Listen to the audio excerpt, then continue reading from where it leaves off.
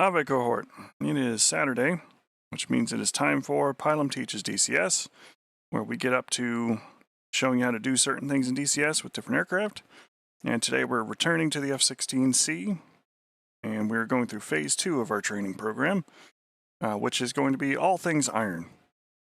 We're going to be talking about the CCIP, CCRP, DTOS acquisition and release modes. We're going to be using the GMT, which is the ground moving target system for the radar.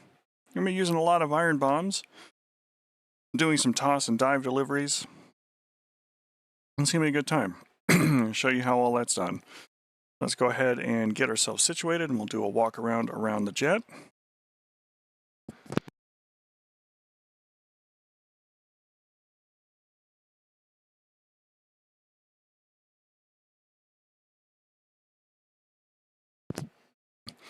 All right, so we have our F-16. Good morning, Chief. Working from the outer pylons to the inner pylons, we have an AIM-120 AMRAAM and an AIM-9X Sidewinder for our defensive armament. We are carrying Mark 82 slick bombs on the outer pylon.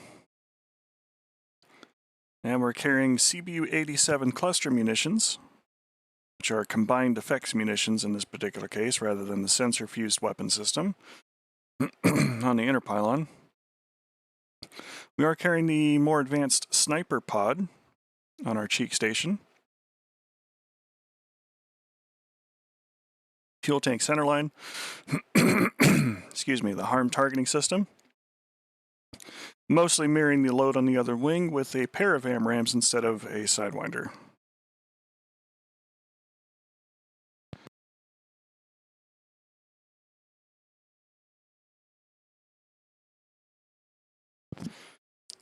Most of our target area is going to be in the Westrania section of our little area, as we're coming up against targets that are, for the most part, going to be very vulnerable to what we're doing, where that's going to allow us to show off the different release modes in a contained and controlled training environment before we will, in a later phase, take to invading East Landistan and getting back to work there. For those who have been watching the channel for a while, we do have some new emotes that are available, and we do have some new challenge coin spends that you can make. So feel free to pay the lurker tax. But let's go ahead and get into it.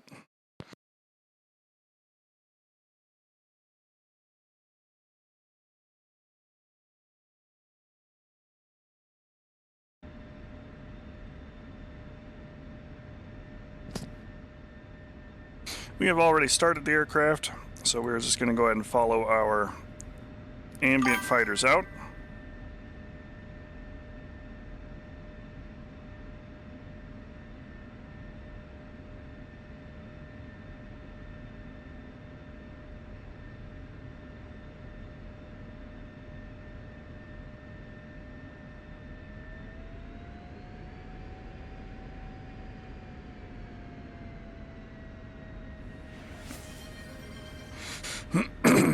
Today's beverage is just some Arizona sweet tea. I had 1 cup of coffee already this morning, and switched to something else, try and help my throat here. Apologies if we've got some little bit of phlegmy action going on there. Try and keep that contained.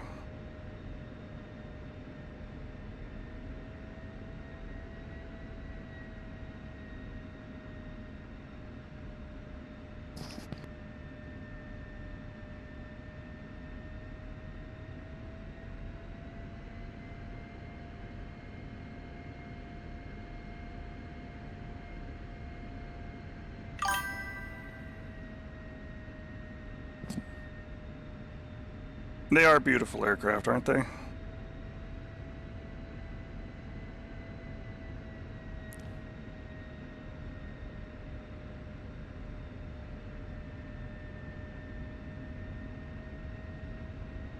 I may have to do a Pilum Teaches setup with the F-15 after we do the 16.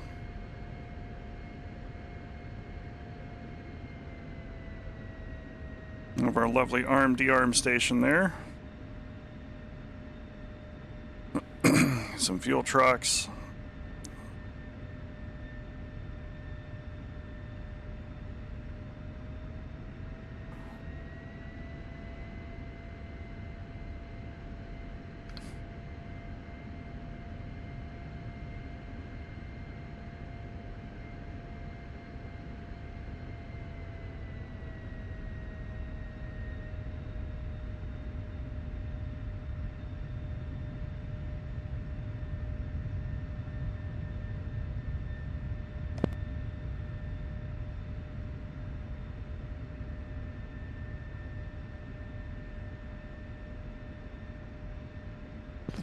Everybody else pushing out for their training sorties today.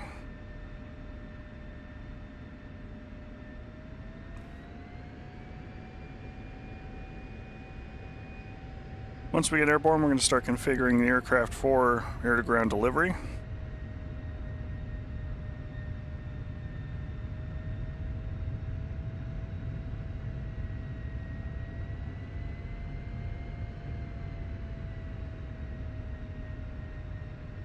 And we'll talk about what we're doing in the specific today. Springfield 1, airborne.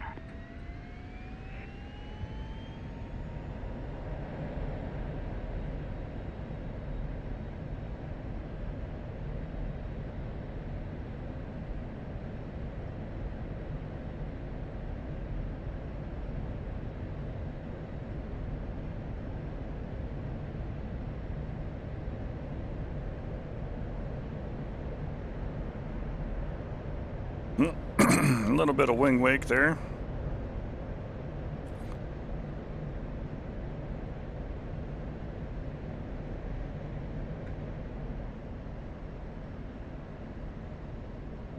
And we're going to put ourselves in an attitude hold. Do about 7 to 8 degrees up on the ladder. And a steering select.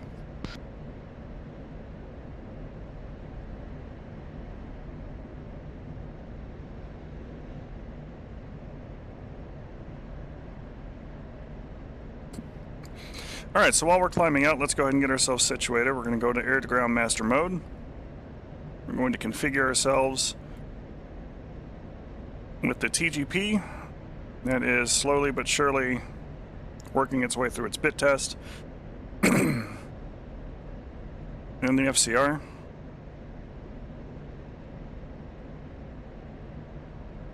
I think I actually want... No, FCR is right.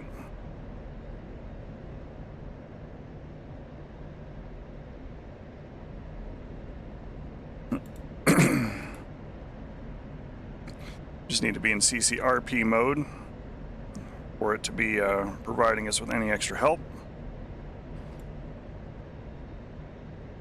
So we're going to talk about this right MFD here for a minute.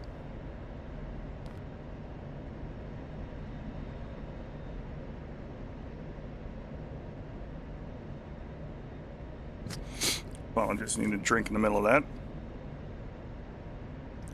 Of course, we can toggle between our two sets of bombs.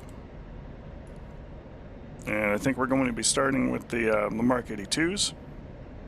On the right, we have our different profiles that we can select for how we want the bomb to fly. We can release in singles or pairs. And this tells us whether we're releasing in how many bombs we're releasing in what mode. Because we can set our ripple quantity to 2 impulses. And now it says 2 single. Or we could drop 2 pairs, so we'll put 4 bombs downrange. The last thing here that we have is the ripple interval, which is in space, spacing for feet. And I think for this one we're going to go ahead and do 200 feet. Type 200 in and hit enter. Last but not least, over here on the left we have our nose-tail fusing. You could also set it for just nose or just tail. Nistal is nose and tail. That can be important if you're trying to drop high drag bombs in low drag mode, which it's possible. So if you really wanted some flexibility for getting your bombs downrange, you could take Snake Eyes up and drop them in nose fusing only, which will drop them without deploying the fins or deploying the airbag, depending upon which version of those weapons you're taking, to get a not quite true ballistic drop out of it like you would out of a regular Mark 82, but it would be much closer. You know, so you can actually change between those two bombing modes with that weapon.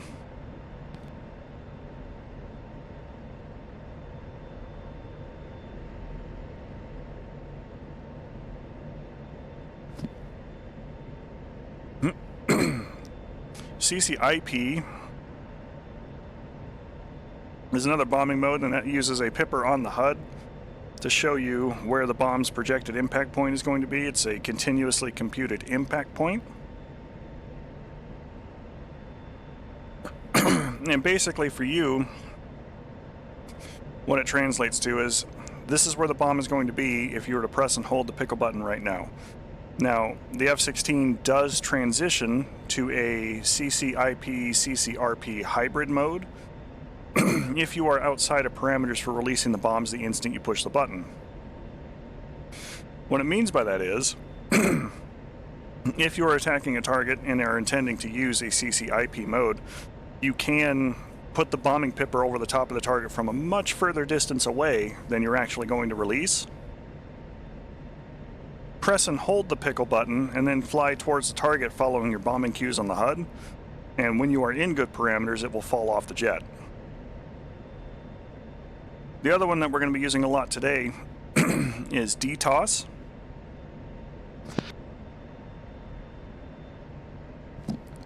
Which does not actually stand for dive toss.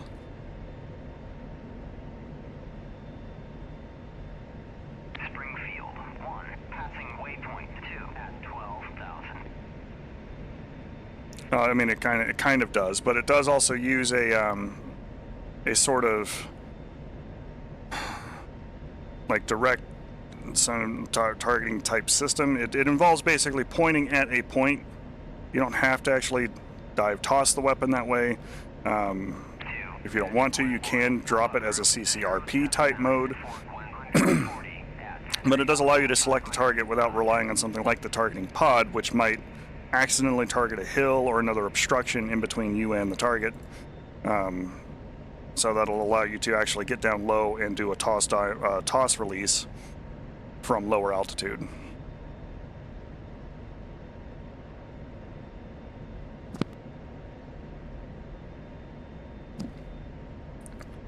Our targeting pod is up.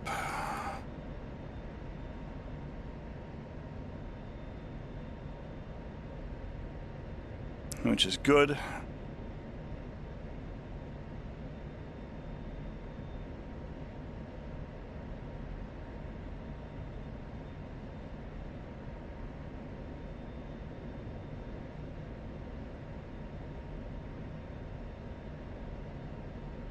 Here we go. Going to our other special mode there on our sniper pod.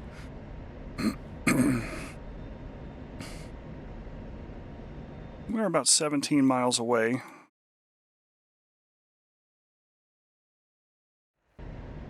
From steer point 4. Oh no, we're 17 miles away from our targeted point that we have down there. We're 47 miles away from steer point 4. We're going to go steer point 3 first.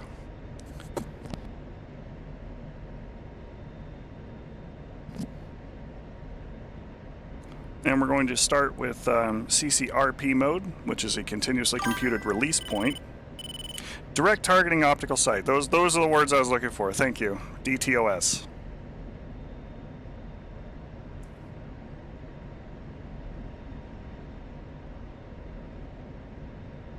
Thank you, Chief. I appreciate that.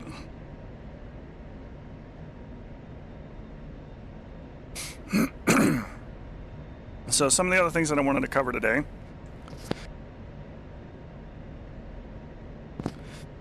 are what advantages we have dropping iron bombs versus smart weapons. I'm actually going to turn my lights out here too. Okay, good. The first thing that you have with iron bombs as an advantage is, broadly speaking, you can carry more of them. It is possible to come up with the F-16 and bring 12 Mark 82s along for the ride.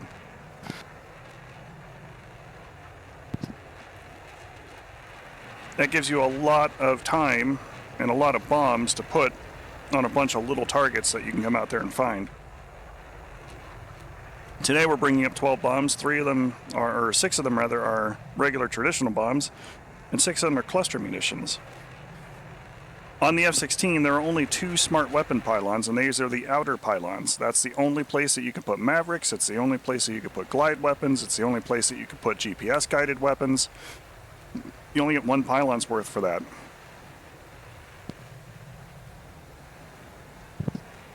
Now, broadly, that may not be a problem for what you're doing in the F-16, especially if you're doing a long flight, single strike mission somewhere. You got fuel tanks on the inner pylons, maybe an ECM pod on the center line. You know, if you're coming up to do that kind of work and just drop a couple of bombs and go home, you've got plenty of space to make that happen.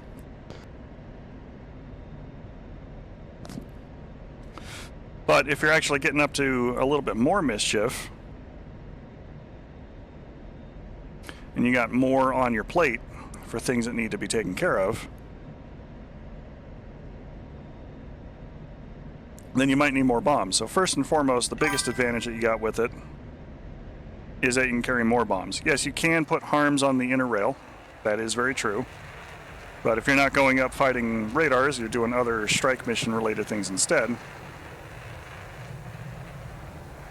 you know, that's an option.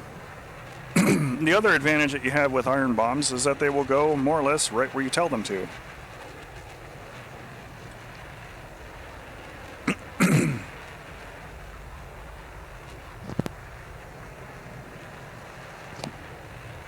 There's no fancy, GPS markers that you might be able to miss. There's no, addressing issues with the targeting pod or transmitting information to the weapons. There's no spool up time. There's no warm up time. There's none of that. None of that exists for Iron Bomb Land. It is the simplest weapon to deliver. It is highly effective, and for anyone having to go to war on a budget, very cheap.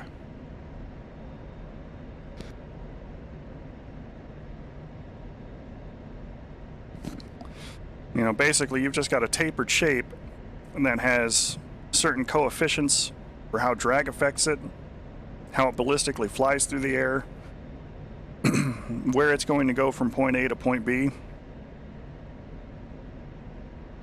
And the system knows how to interact with that and can give you all of the right cues, and so long as you fly it right, it will go where you tell it to.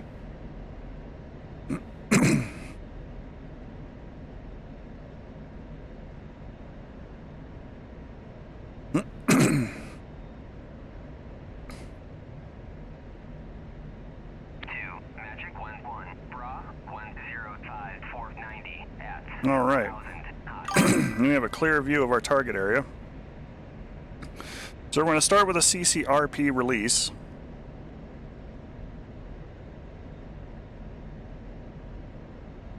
I think we're going to designate about this spot here. So we TMS up on it.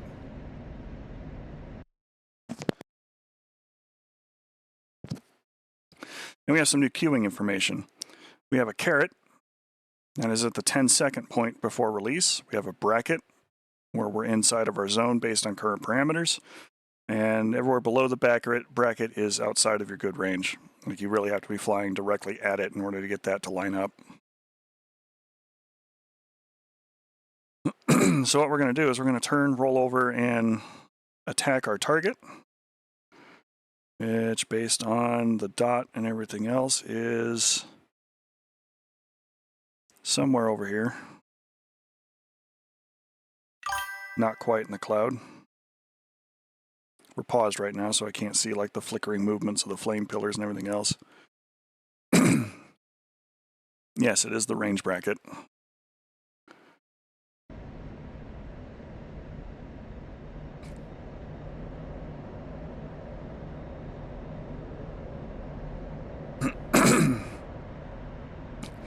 You can see on our HUD that we have lined up with where the pod is at, where the square bracket is, and we're just going to fly the flight path marker. I'm going to brighten up my HUD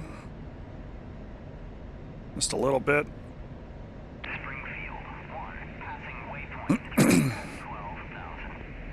So we are getting into the zone. We're going to have that circle pop up. I'm now pressing and holding the pickle button as we're in the final parameters there. It's basically telling you, get yourself flying level and right. And as the bomb fall line marker hits us, if the master arm was on, we would have released. A good simulated release there of our first weapons.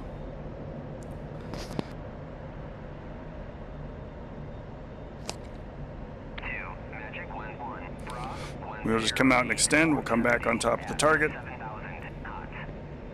Master arm is on this time, and we'll actually drop our weapons.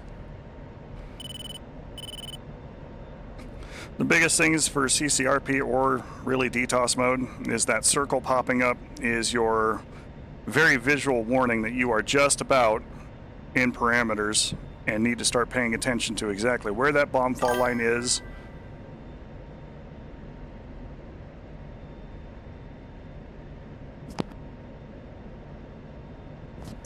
Where that bomb fall line is relative to your flight path marker, which, you know, you can see mine is canted off to the right now. That is taking into account the wind that is currently affecting us at this altitude. You want the bomb fall line to be through the middle of your flight path marker, regardless of where it's showing up on your HUD.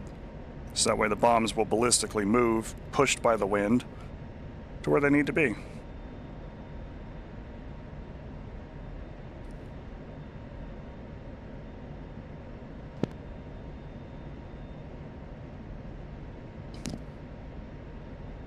The last thing that I want to cover about our ripple spacing and everything else is that the ripple pattern forms at the middle of your target designation point. So if you've got 200-foot spacing and you pick a spot down on the ground, you're going to have one bomb fall 100 feet ahead of that point and one bomb fall 100 feet behind that point.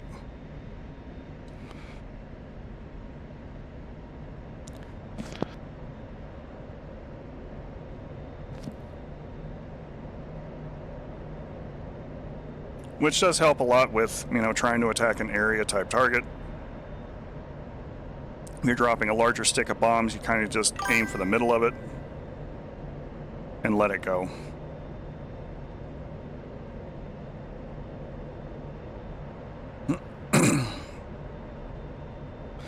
All right, here we go. We pushed out about 14 miles.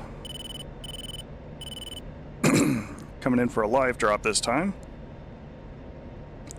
Since we've turned around, our flight path marker is canted off to the left.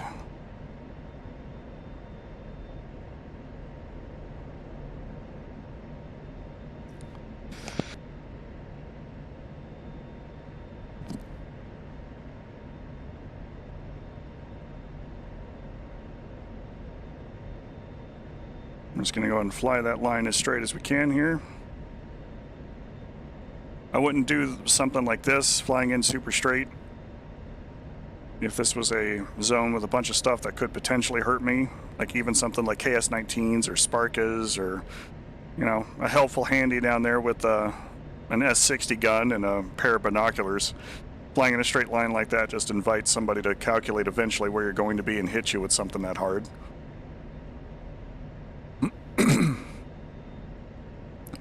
But in this case, we're up 13,000 feet. I know there's no man pads down there. There's no gun pits down there. It's just a bunch of BTRs and trucks.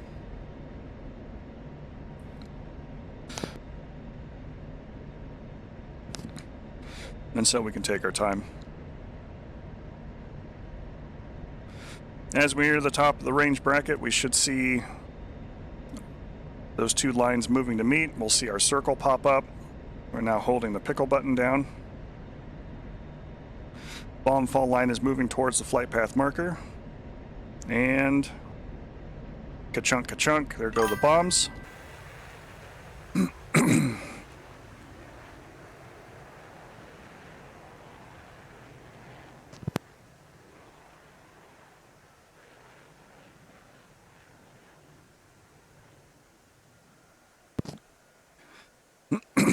They're falling down, being blown ever so slightly left because of the wind. And check.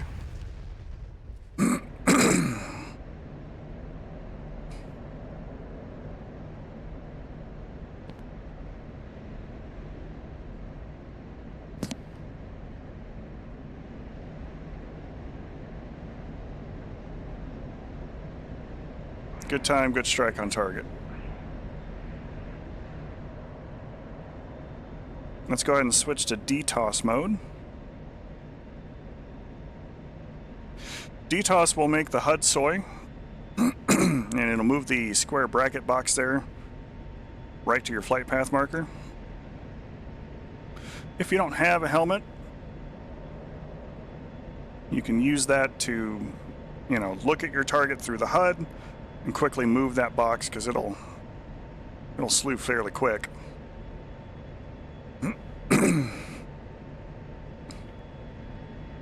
Over to your target area. But we're actually going to select a helmet here.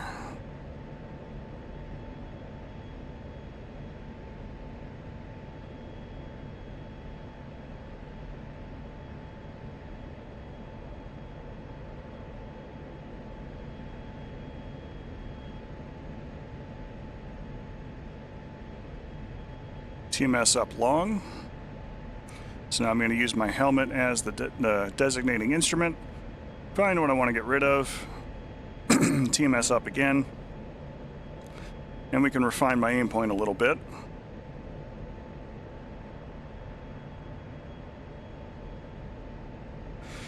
Now what I'm not going to do is make the pod the sensor of interest, because what I want to do is toss these bombs. Ease back on the throttle here. We're going to dive on down a little bit.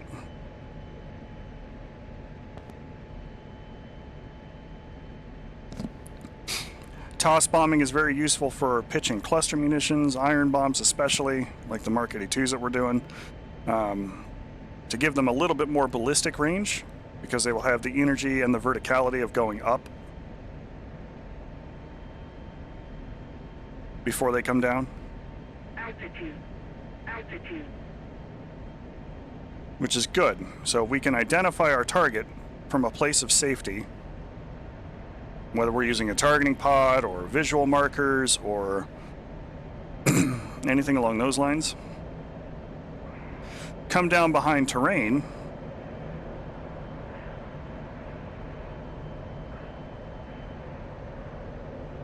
and press an attack.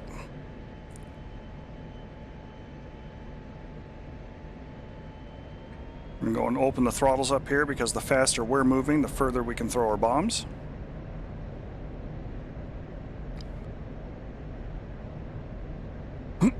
Otherwise, the release principles are the same. We've got our target selected. We're coming down to our range band. We're going to get our circle here in a moment. Pressing and holding pickle, we're going to go and pull up. Trying to keep that flight path marker in place. Bombs come off the jet. Now I don't have to guide anything because they are iron bombs. Altitude. I'm just going to do an altitude hold here and watch our bombs sail in.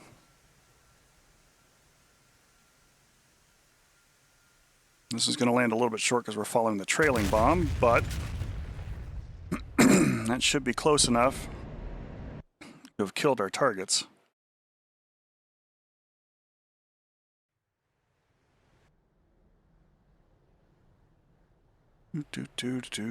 Should see some fires out here somewhere.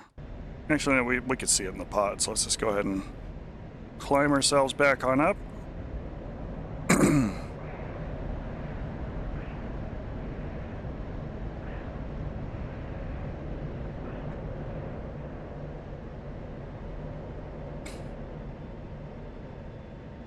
And those are some very dead trucks. Very powerful tool to use.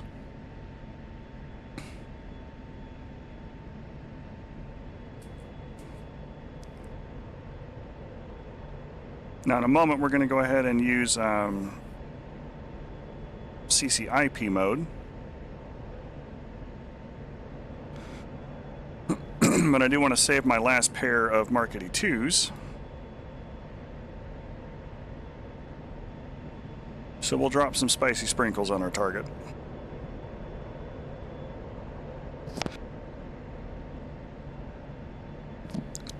Now, if you have a targeting pod on board the aircraft when you are in CCIP mode, the targeting pod will automatically be slewed to where the actual pipper's looking.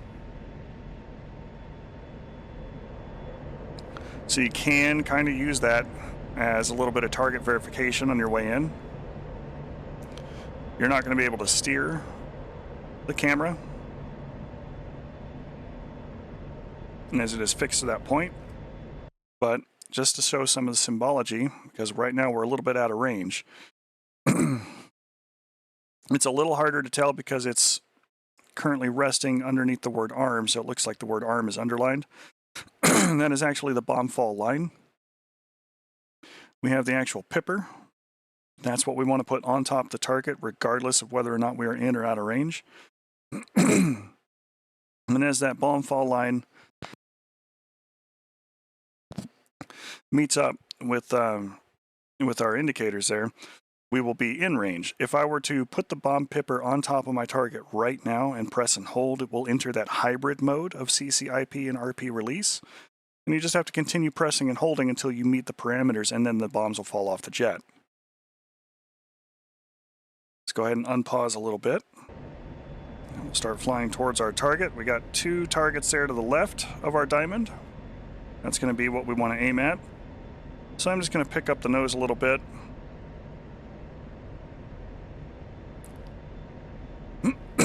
Kind of wait for them to get underneath that pipper. And I'm going to actually aim a little bit to the right. And we're going to press and hold. We got our transition there. 2, Magic 11, Bra 073 460 at 7,000. And somehow I managed, oh, I was already set for just 1. It's going to spin. These are our combined effects munitions. Not really as much as we would have liked there.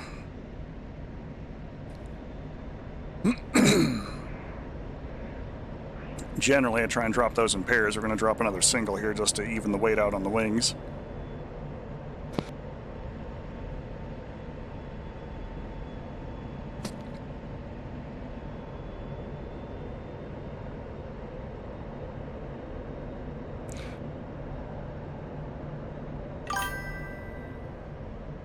Cluster bombs in general tend to be a little squidgy when it comes to this kind of thing. Altitude. Altitude. Mostly because they have to... There we go.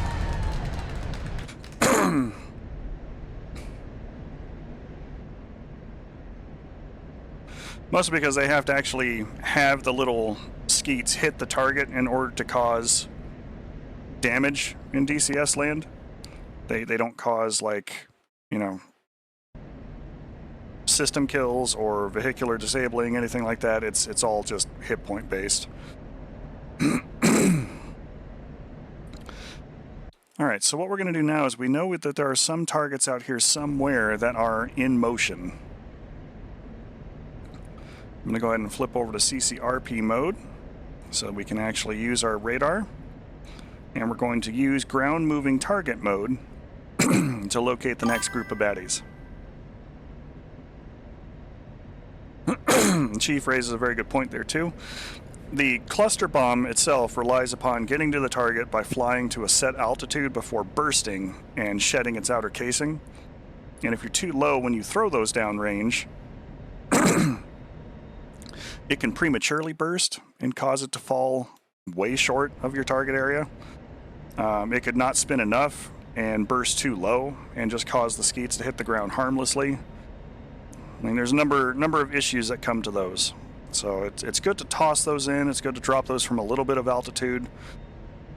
The CBU-87s that we dropped today I believe their default programming is 4,500 feet is the minimum release altitude, so they can, you know, travel the right distance, arm in the right way, and hit the target where indicated. And it's set to burst at 1,500 feet by default. So our radar. In the top left-hand portion of the MFD, we have our radar mode, which we have GM, GMT, C, BCN, and standby.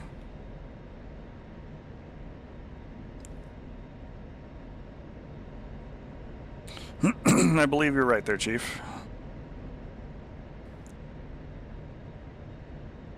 So we're in GMT mode, which stands for ground moving target. Right now we're in a 20-mile search. We can't expand or contract that, which will enhance the resolution of the radar itself and make it a little more useful for ground mapping if we need it, or locating our targets.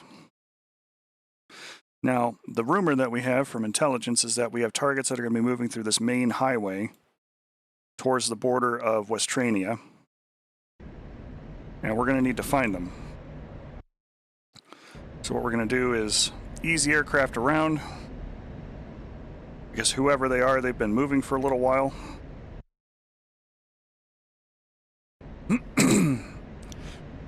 We'll put our nose facing back towards the east and see what we can find, as we don't have any civilian traffic that's out right now. So they should be the only ones in motion. We will go ahead and make the radar soy, which will allow us to direct our targeting bug, which you can see is also slewing all of our other sensors simultaneously. Our bomb fall line is moving around, our targeting pod is looking around, and that's going to be helpful for us here in a minute. If I hit nose wheel steering, it does in fact toggle between all of the other release modes very quickly. And if I hit the TMS to press,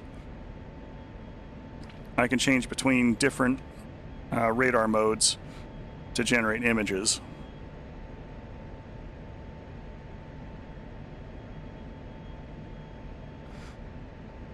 But in this case, we're going to go ahead and leave it on normal, and we're going to bump the range up to 20 nautical miles.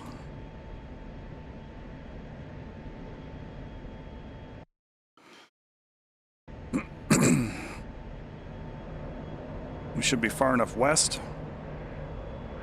We're going to turn north. I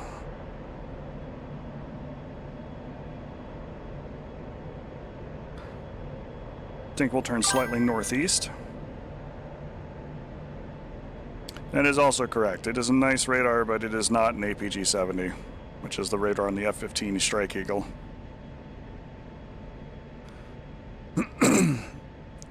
But we are getting some decent resolution here at 20 miles. We can see the road winding through the little mountainous region. Now we're kind of looking at there. We basically got a cone that's stretching forward. I'm going to come a little further slightly right.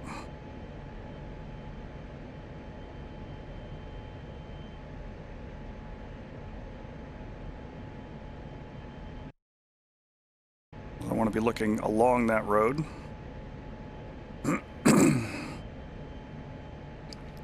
Let's go ahead and expand our search here just a little bit to 40 miles.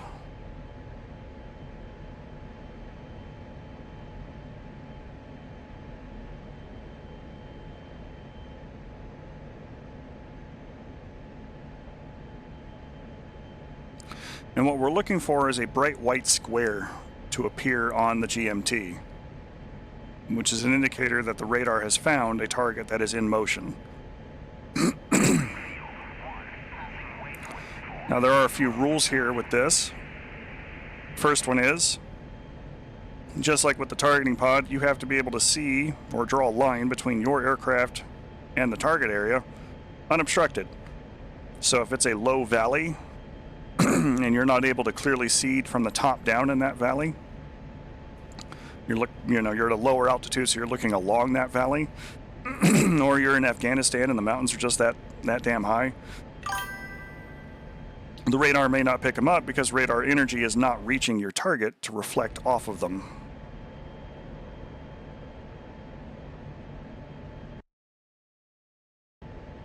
We're just going to kind of fly a little Z pattern here back and forth.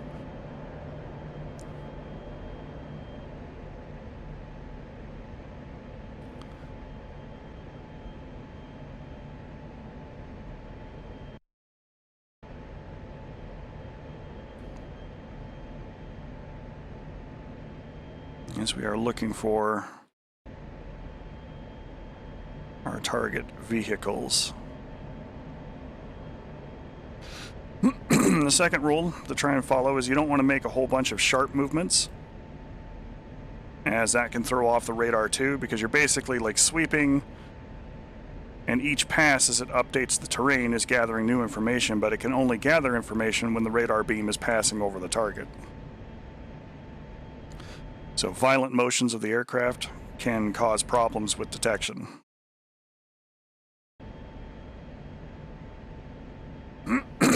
Now, I don't know where these targets are exactly on their road, so it might have a little bit of time while we're moving through, looking to find them.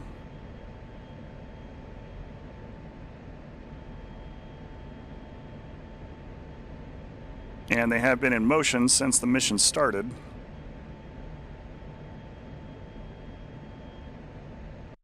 So they could be anywhere from Gaziantep here, along this main MSR highway, out to our end zone.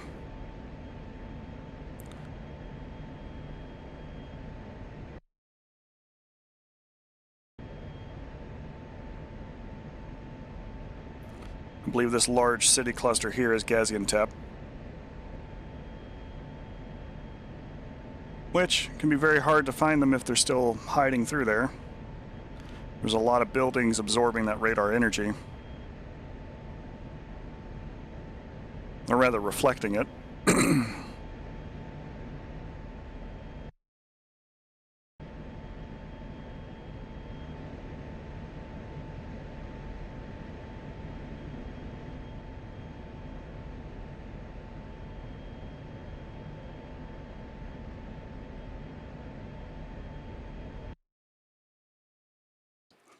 All right, we passed over our target area where they should be. Let's go ahead and turn the aircraft back around. We'll face west. 2, Magic 11, Bra, 075480 at 7,000 knots.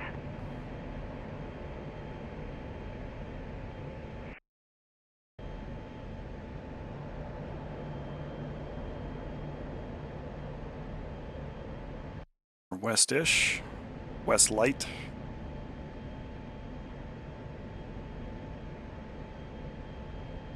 And we'll see if we can find them here.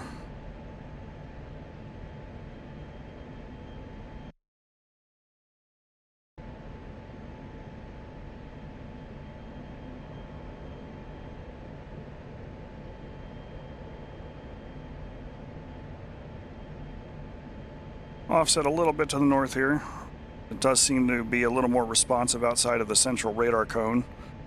That might be very similar to the F-15E, where it has a either a dead zone or an area of low resolution in the middle of the aircraft for finding ground-moving targets.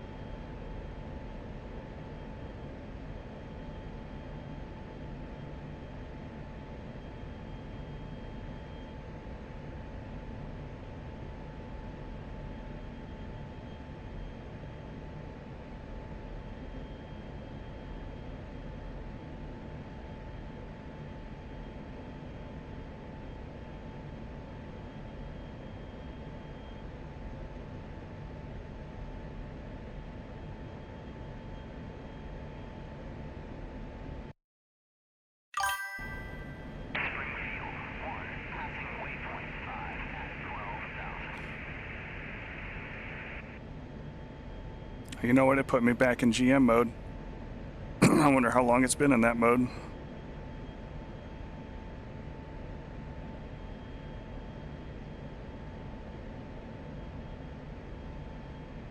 I don't believe so, no. I think it does both ground mapping and the search.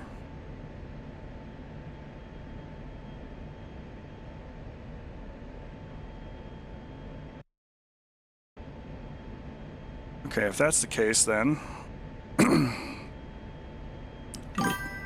we'll push out and then turn around. We'll do one more search pass here, and then at that point we'll be bingo fuel and need to either hit the tanker to continue our mission or fly back home and pick up other weapons. If they've been moving about an hour, I want to say they're probably going to be about here at this midpoint. Let's go ahead and reset our range to... Oh yeah, we'll just do 20 miles. Snap it around real quick.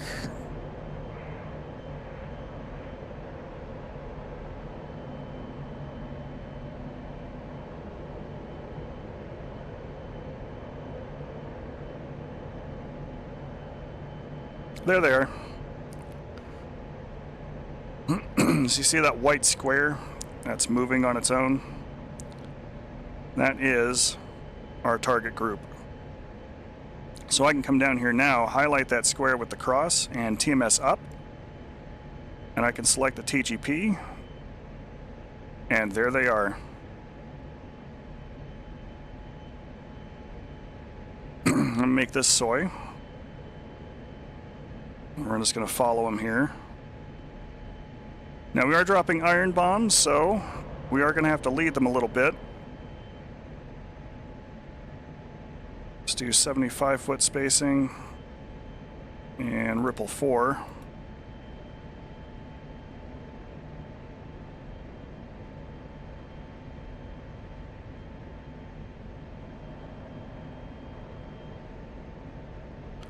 And I think about right there should be good.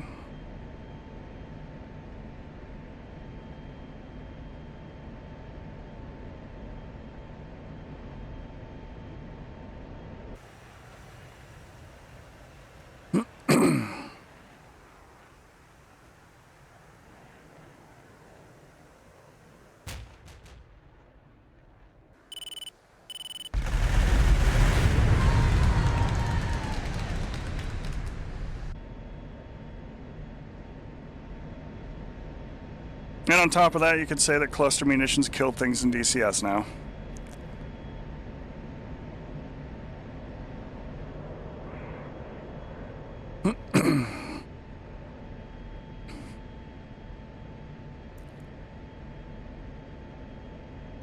Yes, that is the easiest way, especially if you are taking the F-16 up and are doing something like hunting convoys. To locate the convoy, as long as you know broadly where that area is going to be, and then execute an attack with any of your other sensor modes. If you have TMS upped on a target with the radar will follow it every time it has an update. Every time that radar cone or beam sweeps over the top of the target, it'll go, hey, you're still looking to track this, let me go ahead and update the position for all your sensors. But what I would do broadly is, find your target and then use a targeting pod or other piece of equipment to keep track of that target.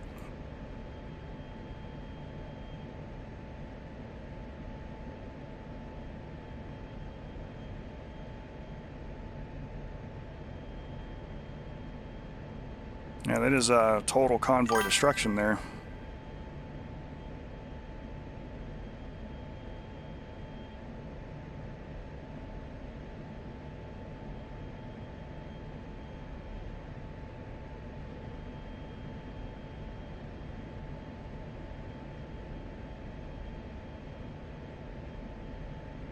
Do have a couple of bombs on the wing still.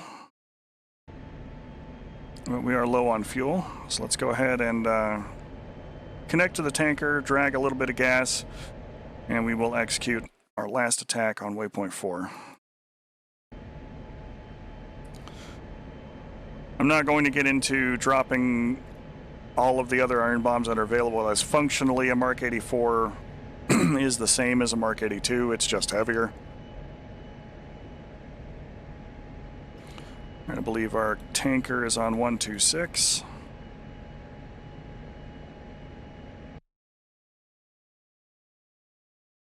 .124 and 18 X-ray. All right.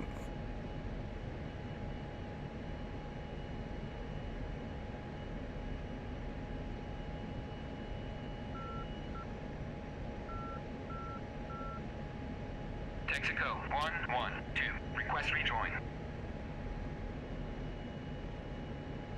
To Texaco 11. Proceed to pre-contact at 17,000 at 350.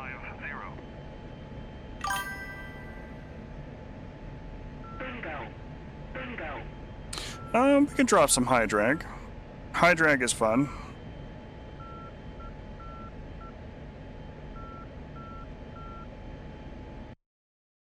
I think actually, yeah, Gaziantep is blue. Let's fly to Gaziantep instead of refueling.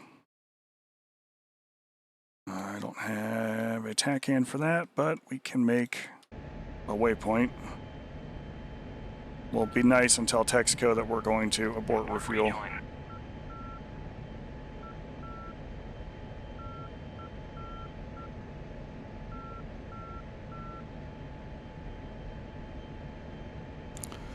Okay, 57076.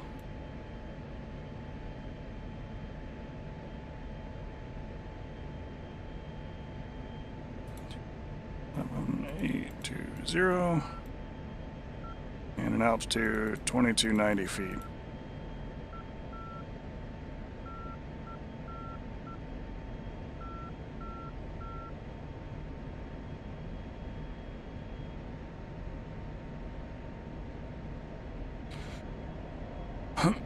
All right, so we're up steer point 5. That should be Gaziantep.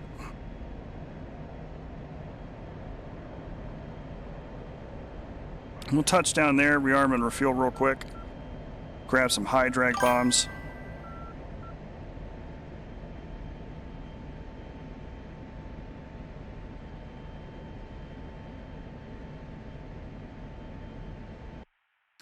All right, we'll tell you what. We should be able to put the balutes for 84s on our outers, and I'll put snake eyes on the inners. We'll drop the snake eyes on waypoint 4. And can we crater? We'll crater Manak. We'll cross the border and go drop them on Manak. One, passing waypoint 6 at 12,000.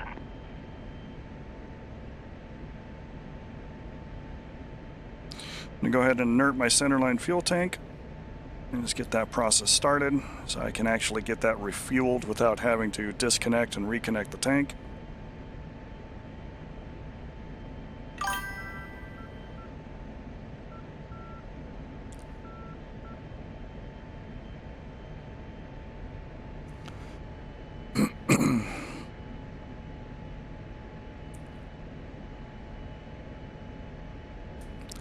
The snake eyes or balut Mark 82s are very useful if you don't know exactly what you're looking to go attack, but you want the option to be able to attack something either high altitude or very low altitude.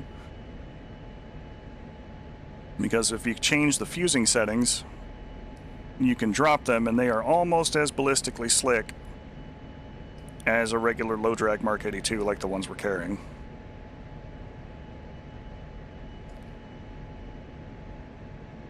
They do have a little bit of extra drag, but it's not enough to make them, you know, completely useless for you in a low drag mode.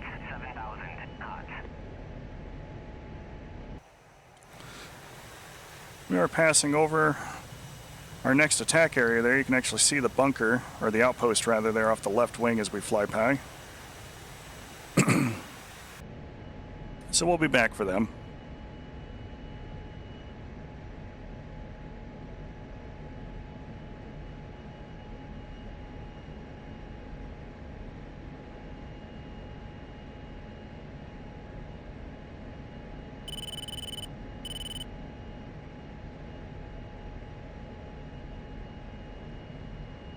And you know what? I think what we'll do instead, to try and maximize sortie time, I'm going to bring the Mark 84s. We are going to drop them on the runway, because that's going to be nice.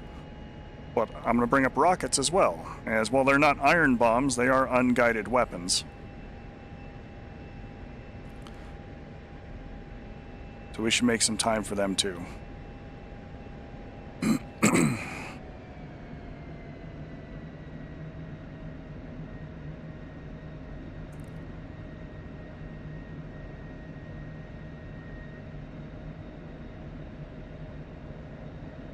Altitude. Altitude.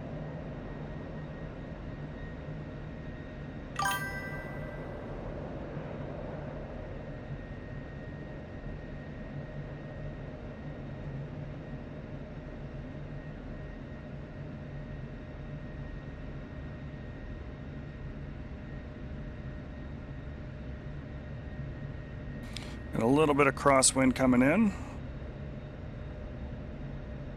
But that should be fine.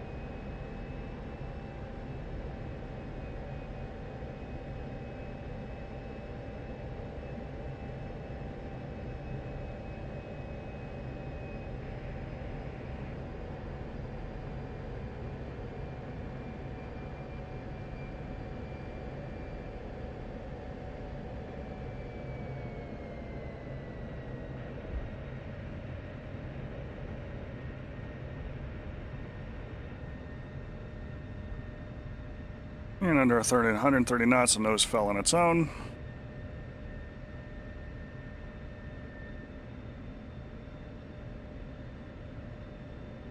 Turn the nose wheel steering on. Remember how much rudder I was holding for trying to keep it down the runway.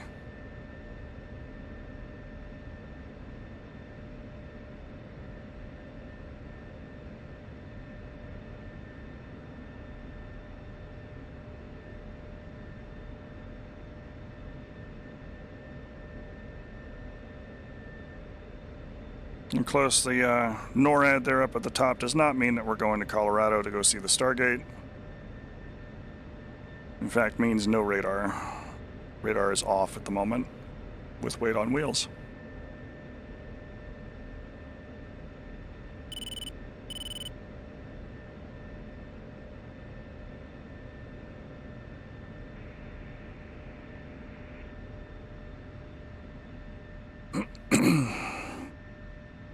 All right, let's go and set the parking brake here. Get ourselves rearmed. Need some gas.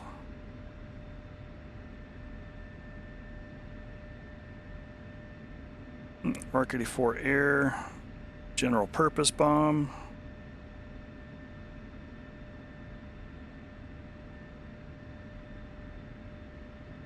You know, I would feel better carrying the rockets on the outside.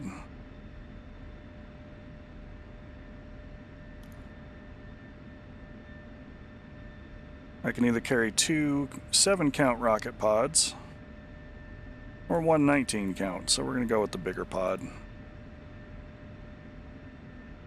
Make them high explosive for the giggles.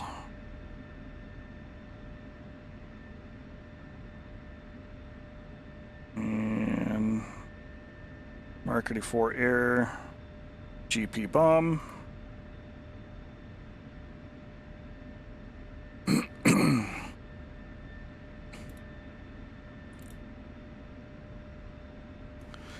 Don't need it to airburst.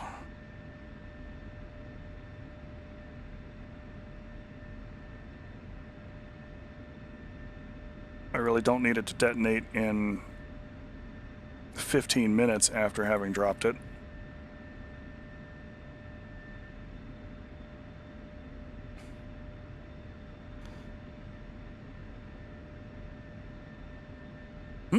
But we will give ourselves as much of a delay as possible.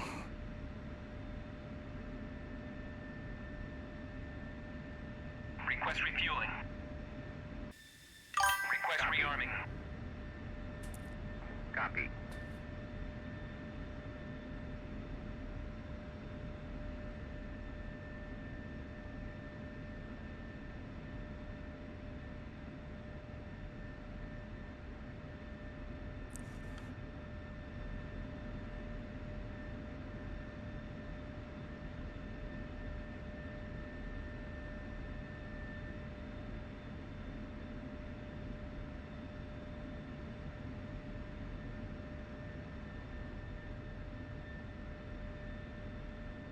We're refilling our thimble as we speak.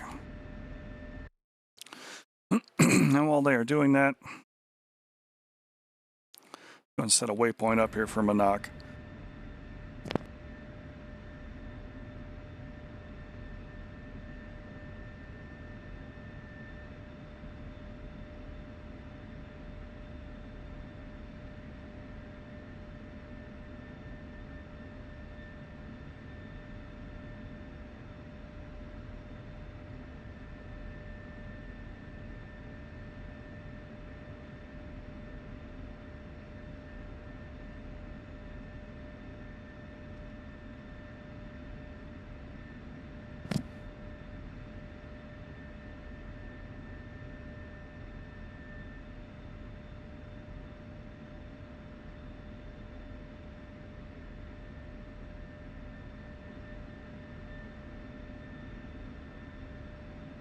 You're laughing at the hilariously short fusing options for a bomb that big there, Chief? Be nice if I had a fuse plug that I could put in there that gave me a 4 to 5 second delay. I don't need a big one, I just need one that is not either 0.6 seconds or 180 milliseconds or 15 minutes to 6 hours. Like, not doing that.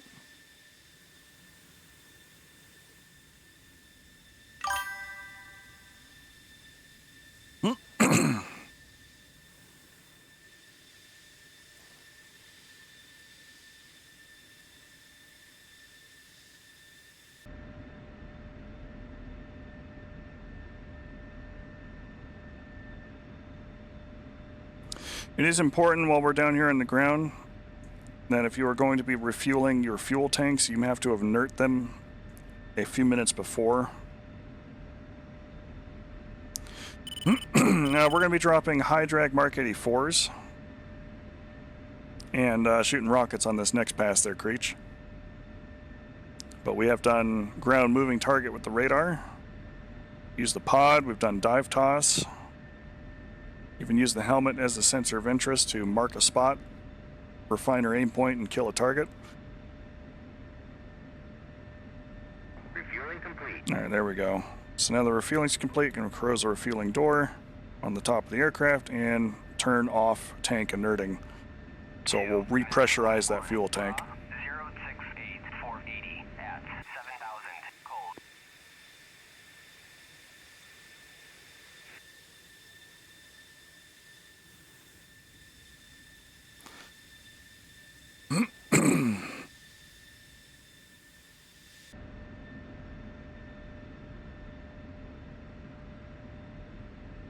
Rearming complete. All right. So the rockets use a CCIP mode. Pipper on the target, pull the trigger. Very simple. You can either shoot them as singles, which will alternate rocket pods as you pull the trigger, or in pairs, which will shoot them and dispense them at the same time.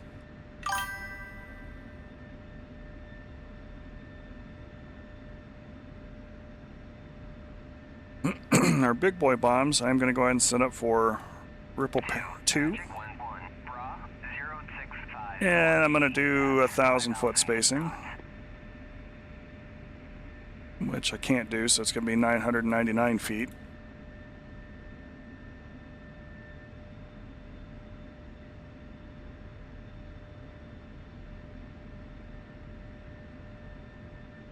high drag nose tail. If I needed to change this for whatever reason and drop them as classic Mark 84s, I could do low drag nose fuse only, which will not activate the tail fuse. The tail fuse being the parachute that pops out on the bomb to slow it down, or the balut in this case. All right, so let's go ahead and go up rockets. And we're going to go attack waypoint 4.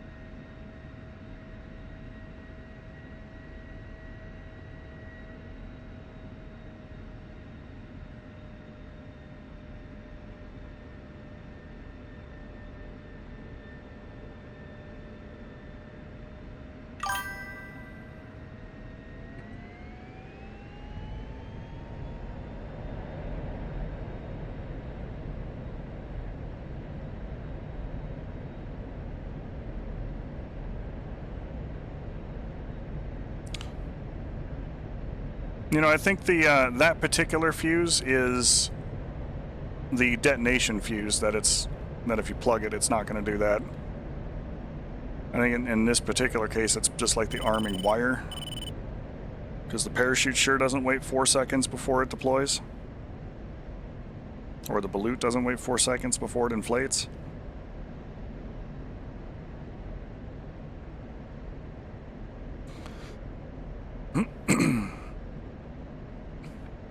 Alright, so we're up rockets first. We're going to go attack this other waypoint.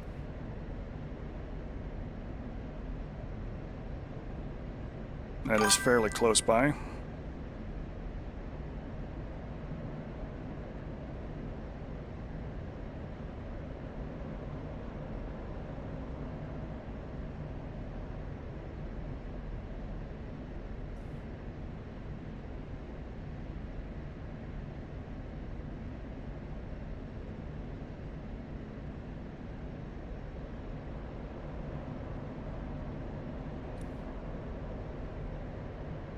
Offset a little bit just so I can identify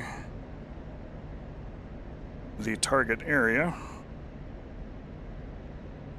which is right about there.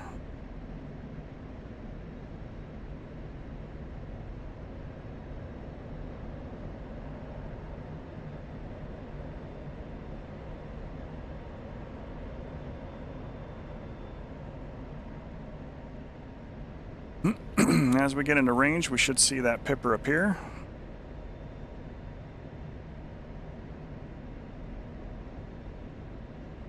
Altitude. Altitude. 38 rockets available.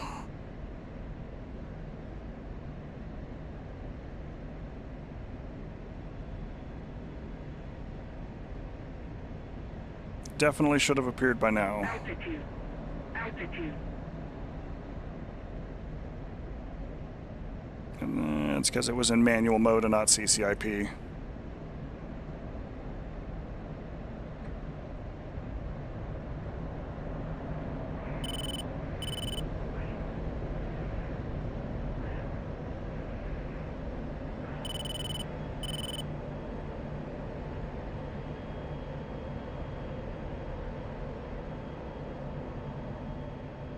All right, now our pipper's present. It's looking good. Start. Altitude. Altitude.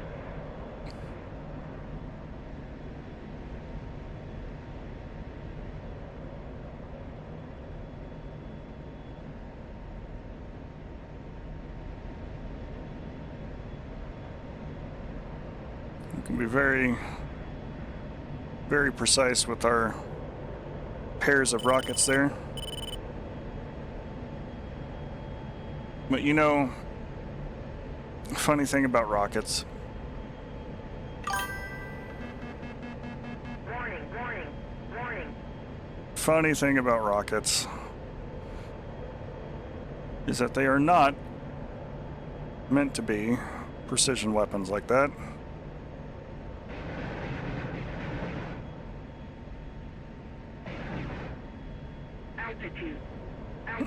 They're meant to be area weapon destroyers.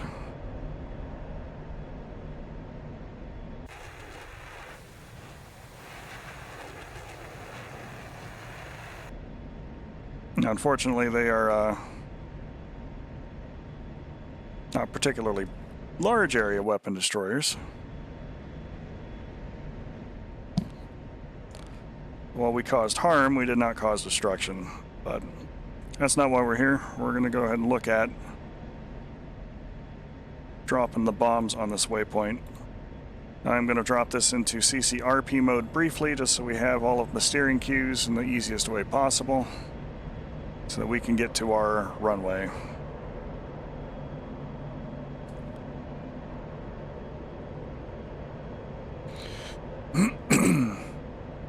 Hydrate bombs are not meant to be dropped from altitude, they're meant to be dropped low altitude. And the quick history on any of those types of weapons, whether they are Mark 82 Snake Eyes, or Mark 82 Balutes, or the 84s that we're dropping now, any of those kinds of things.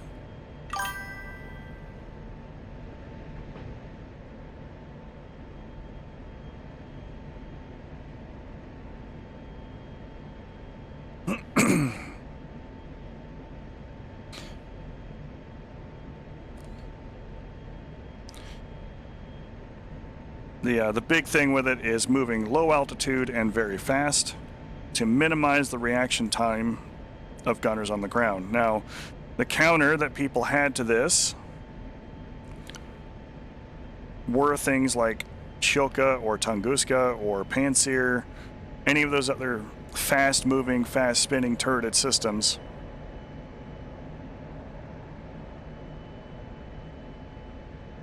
To try and track low-flying, high-speed aircraft and prevent them from doing what we're about to do now.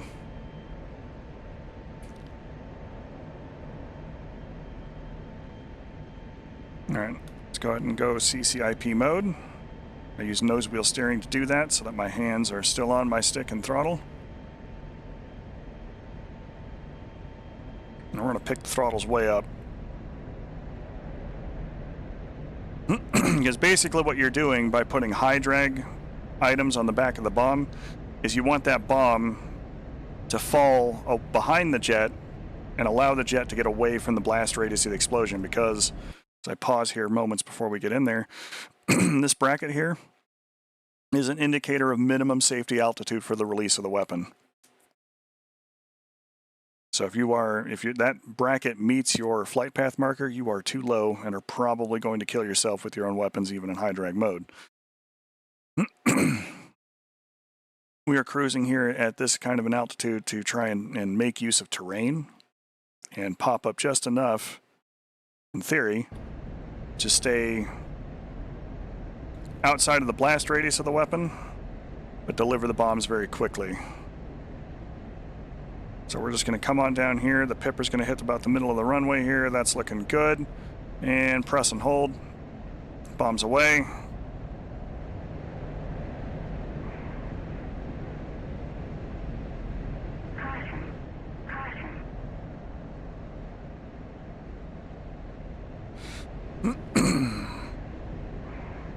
We'll see that one in TAC view, but we can survey the damage now.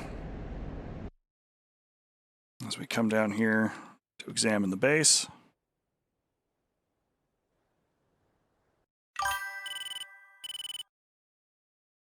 Oh no, I think I bombed Gaziantep.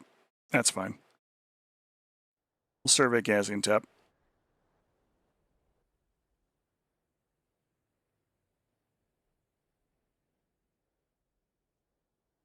That's right, I went to waypoint 5 that I set up for Gaziantep and not 6 that I set up for the other base. But I did put 2 large craters there in the runway, which is the point behind the bomb. It's going to make using that base problematic until they can fill the hole.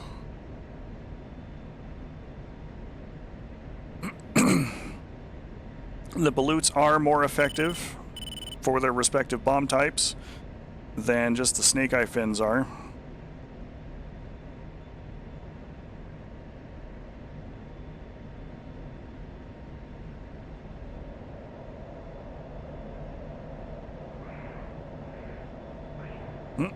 So with that, let's go ahead and start flying back towards home.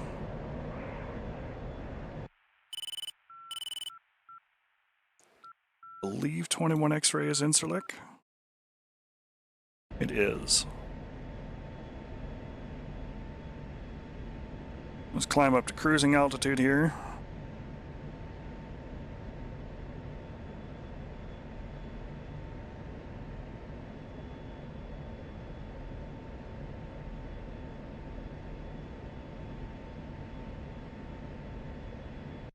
And we'll just start encoding everything for an ILS approach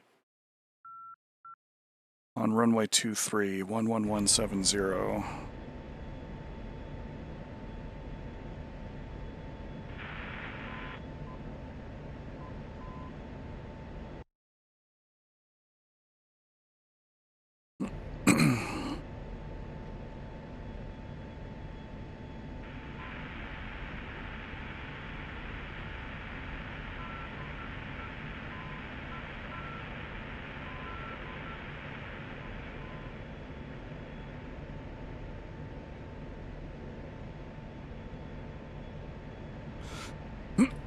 So today's been a very profitable day for overall training time. We've talked about the different release modes, different ways to get into that. Use the radar to track a ground-moving target. And we've even made good use of the sniper pod and some of its different modes. We've not really talked through a whole lot of those.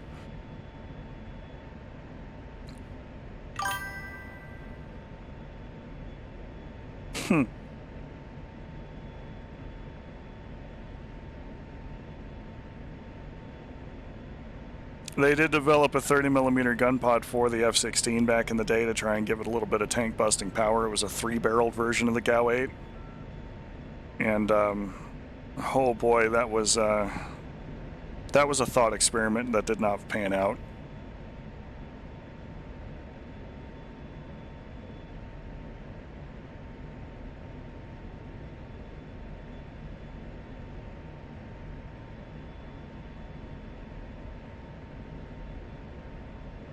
One of the things that we were able to see as I looked over my shoulder back towards Gaziantep when we bombed it was you can really see those white balloons on the Mark 84s as they went in before they exploded.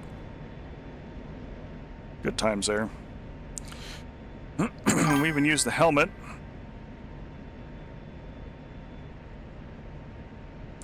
to designate a target and attacked it. We used cluster bombs, in particular the combined effects munitions Mark 87 or CBU 87s, to attack a convoy.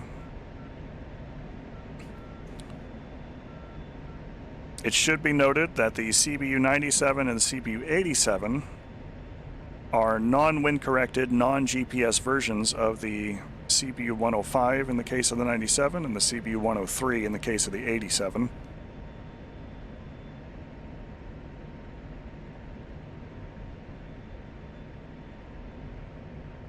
"75 miles out towards home.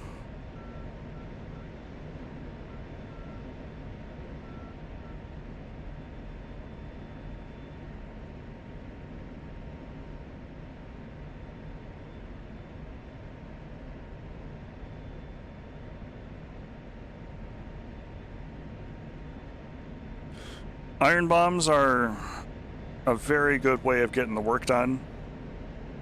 And to be perfectly frank,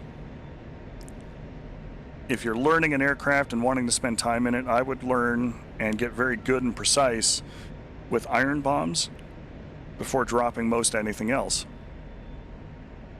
The JDAMs and other guided weapons can correct themselves a lot.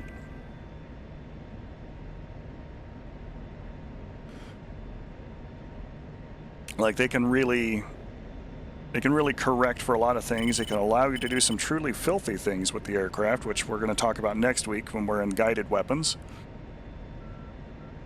But if you can fly well enough to accurately and very swiftly put unguided weapons on target, it will make how you fly delivering guided weapons on your target that much better too. Because there are things that you can do with JDAMs, and there are things that you can do with other glide weapons that is very similar to what you can do with these. Like we did some toss bombing today. It's possible to toss GPS-guided weapons. You can select a target and DTOS just like you did earlier today. Mark it for destruction. And then you can fly in a way that is even more protective of you, perhaps down a valley rather than straight at the target from behind the valley. Pop up enough to throw the JDAM off, let the JDAM fly itself to the target and provide correction for your course, while you're already a beam to the target and can just fly away.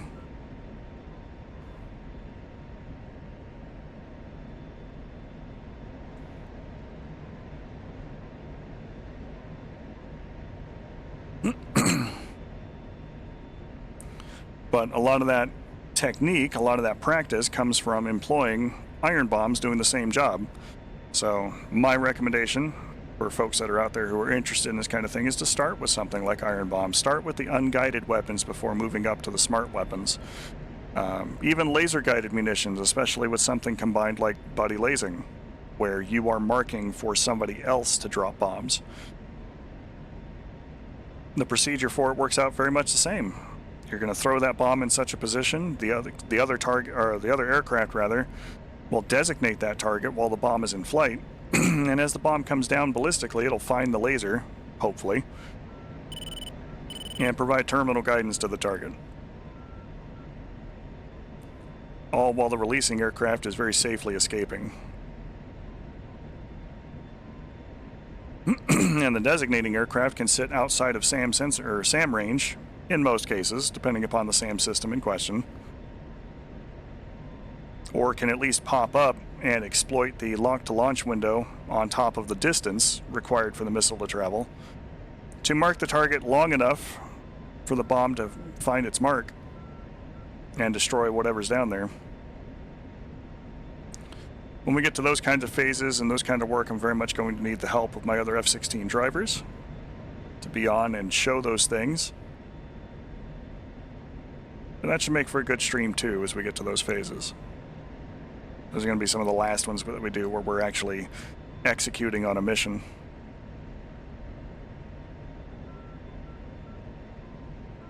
I'll be doing mostly self-designating for next week's program. We're not done yet though. Once we touch down, we are going to go back through TAC view and look at what we've accomplished. Talk about the things we did, do a quick recap, and then we're going to take a short break and transition the stream over to Gray Zone as there are drops this weekend, and we'll stream some of that here for folks. So if you need your drops and haven't gotten them yet, there'll be an opportunity to do so right here.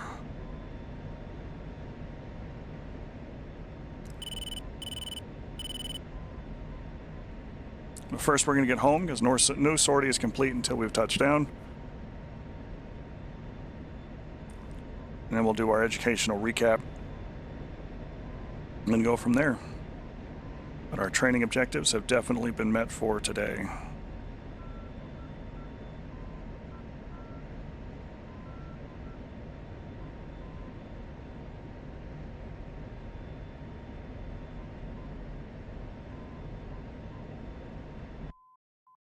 "30 miles out from Incirlik.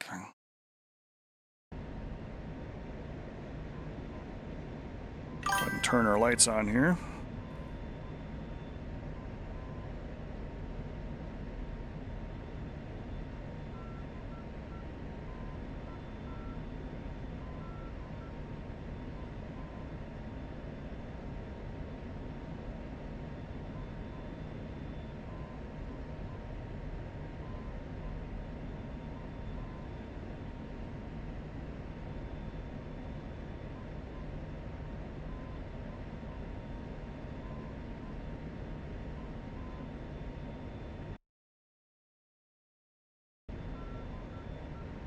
"22 miles out from the base. Let's go ahead and take the plane out of autopilot. Begin our powered descent.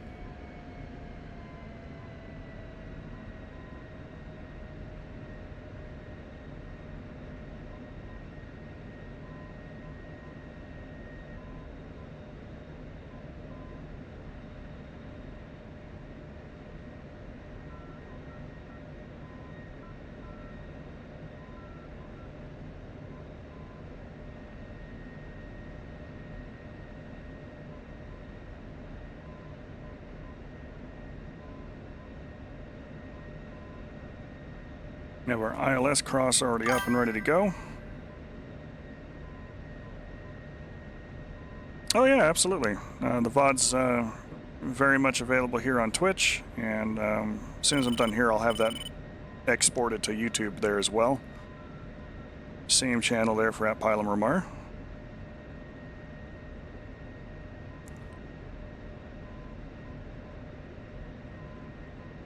And we'll get this one exported there too, so you can get both last week's and this week's. Next week, the day job will have me on Saturday, but I will stream Friday and make sure that VOD is available as well for precision-guided munitions. I appreciate that support too. Thank you.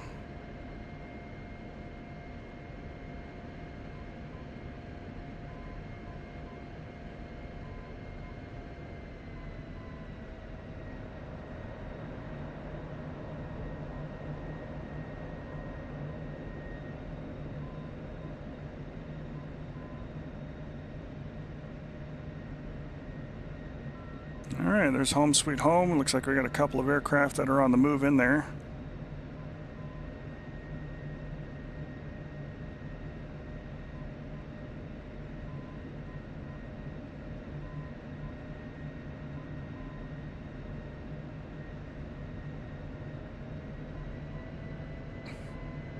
And if the weather was awful, we could still make it back. Altitude. Altitude.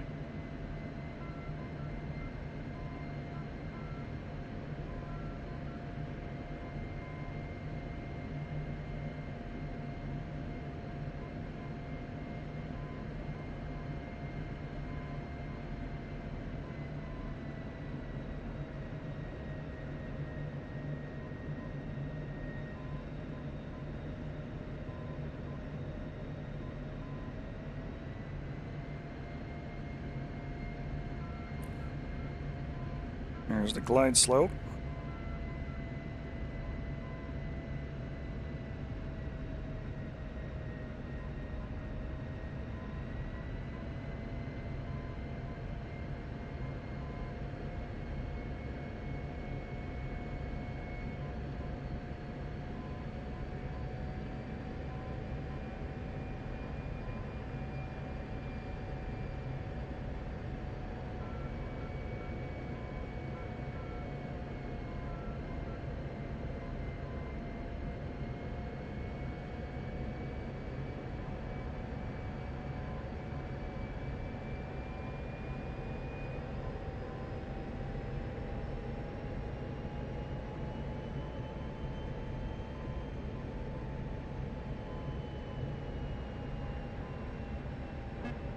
Ooh, there's the wing wake. Must be strike eagles in front of us.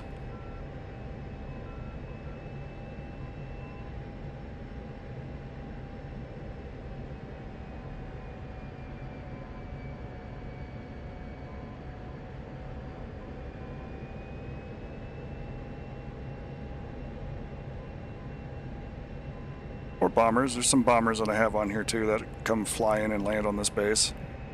I like putting some ambient traffic out there. It's nice to have to deal with that sometimes.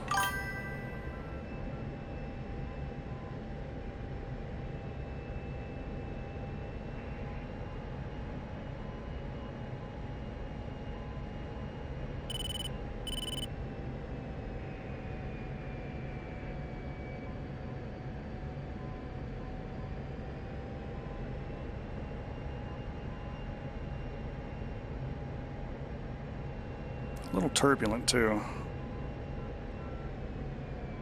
That's nice. It's the rest of the flight there. That's great.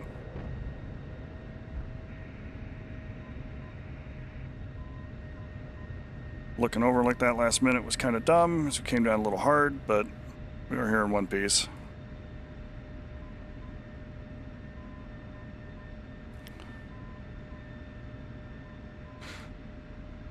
Usually when I come into land, I'm gentle enough with the wheels that you don't even hear them make contact with the pavement.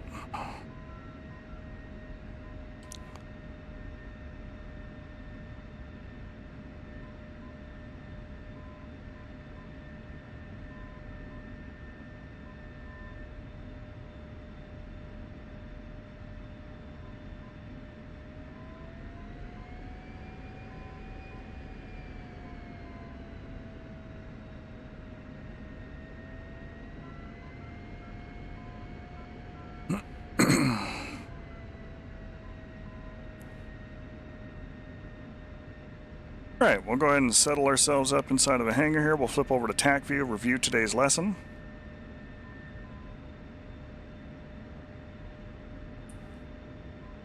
Then we'll have a short break and we'll be back in time for some gray zone and getting folks some drops. Yeah, nah, that's carrier life because there's no flares on carrier landings.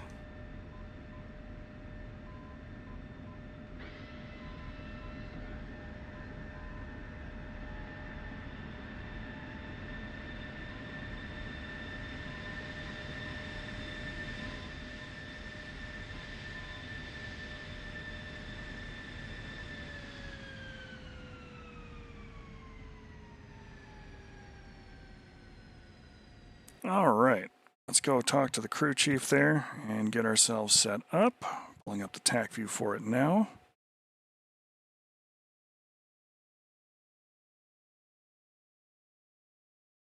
And get things flipped over there.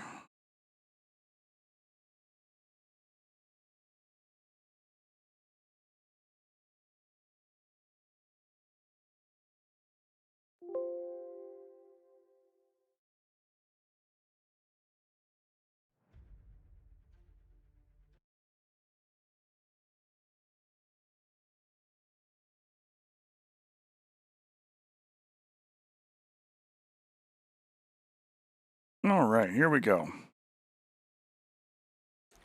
Close DCS here in the background, so give me just a moment. All right. We took off, we cruised out towards our first point where we're doing CCRP iron bomb drops.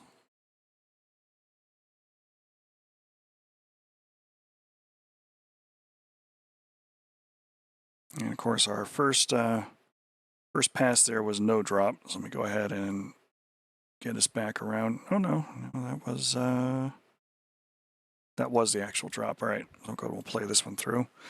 So using CCRP mode, or the continuously computed release point, we basically use the pod as the sensor, or our helmet, or whatever other system we're using, because you could even use the radar if you can make out your target with the radar.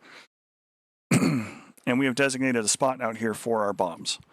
At that point, the onboard computer system goes, here's where you need to release the weapons, and I'm going to keep track based on your airspeed, your altitude, the wind parameters, and everything else of computing where that point is in space.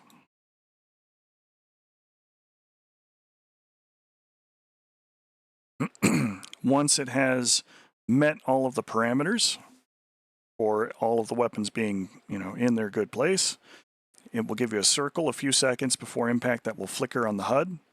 Or not impact rather, but release that will flicker on the HUD. That is your warning to start flying the plane along the bomb fall line, as just a few seconds later the bombs are going to come off the jet.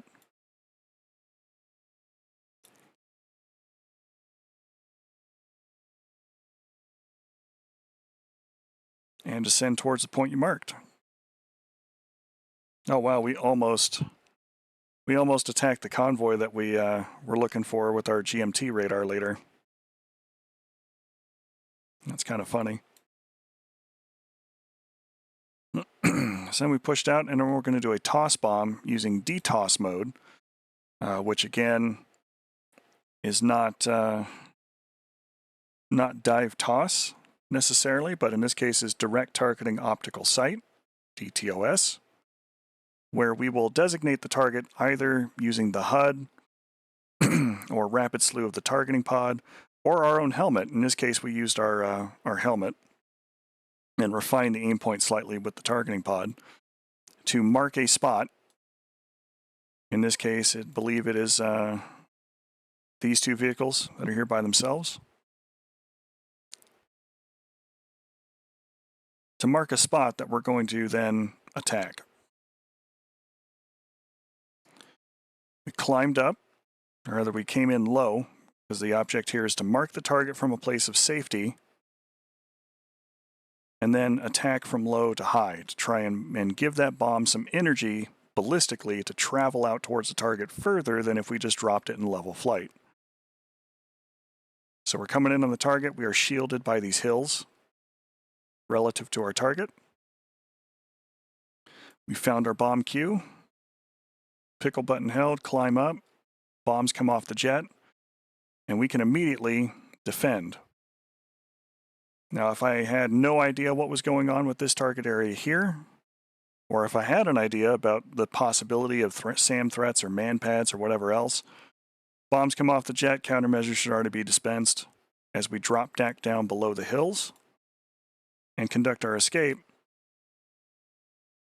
while our bombs do the job.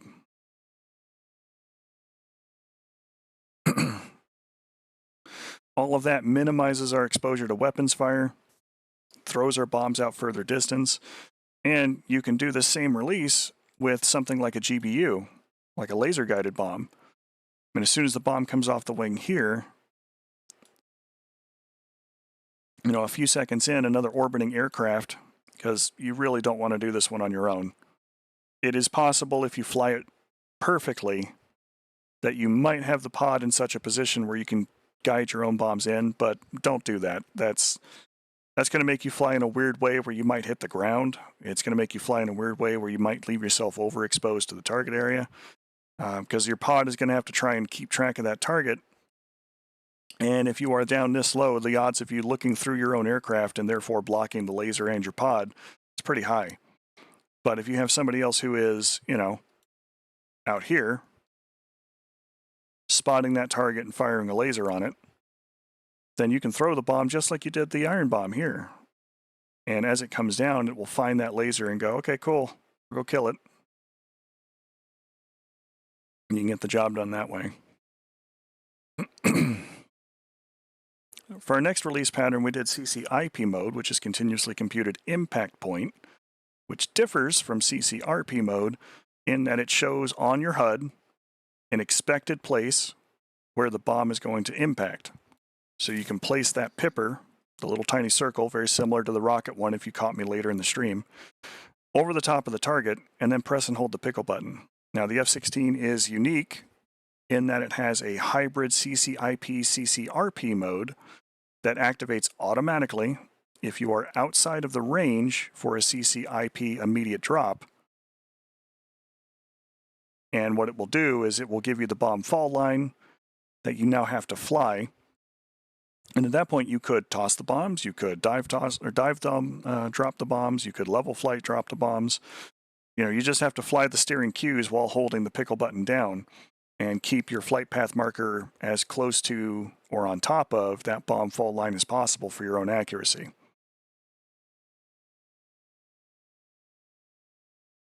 If you are inside the range where if you push the pickle button, those bombs should come off the plane right now in order to hit that target, they will do so. In which case, you'll hear them fall off the jet, you'll feel a little bit of wing rock as those bombs leave the aircraft, and then you can do what you need to do. But if you're outside of the reach, press and hold that pickle button and do it until those bombs come off the jet. In this case, we designated our area. We are using a cluster bomb, and we are at a very low altitude. We are actually underneath the minimum distance there for the bomb. And so they fall, and their time fusing goes off instead, but they land short. We dropped these next ones in just a pure mode rather than the hybrid mode. I waited until that bomb fall line was in the right place for it to just have them immediately dispense. And as we can see, those come off the wings, immediately shatter, and thankfully managed to kill at least one of the vehicles and damage the other. Of course, those were also single drops and not pairs. Cluster bombs, especially in DCS, and this is a specific thing to DCS, you really should drop those in like pairs or quartets if you're not using sensor-fused weapons. And even if you are using sensor-fused weapons, drop them in pairs. Blanket the area. Get the most of your quasi-guided, hockey pucks of doom, death, and destruction by saturating an area so that way you can guarantee that there are more hits than there are misses.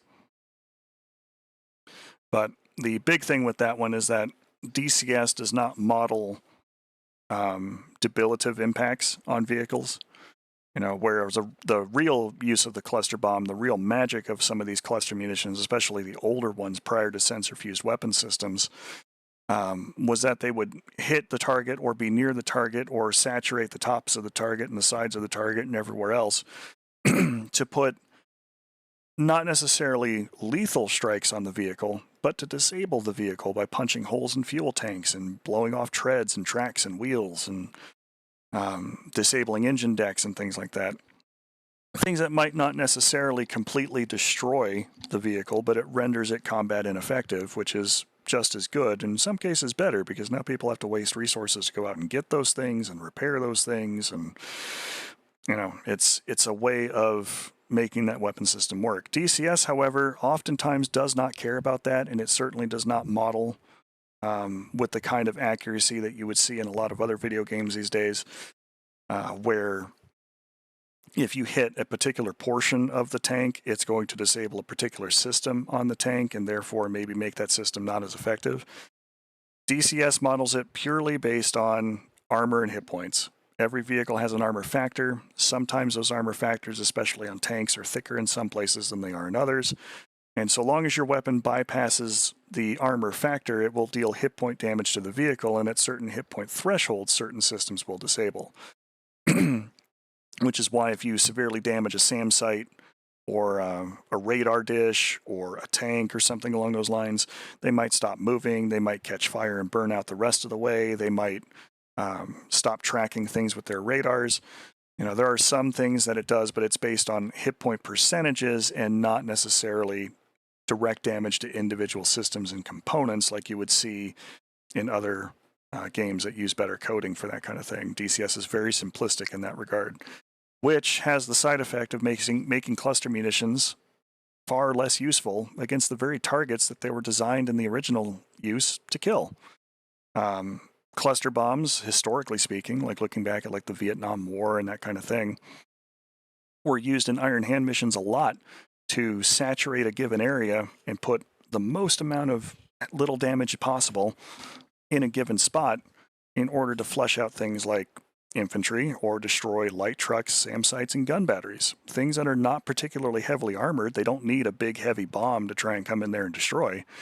But if you can punch a whole bunch of holes in all their equipment, disable fuel trucks, cause fuel leaks, especially for something like an SA-2 that uses a liquid fuel motor.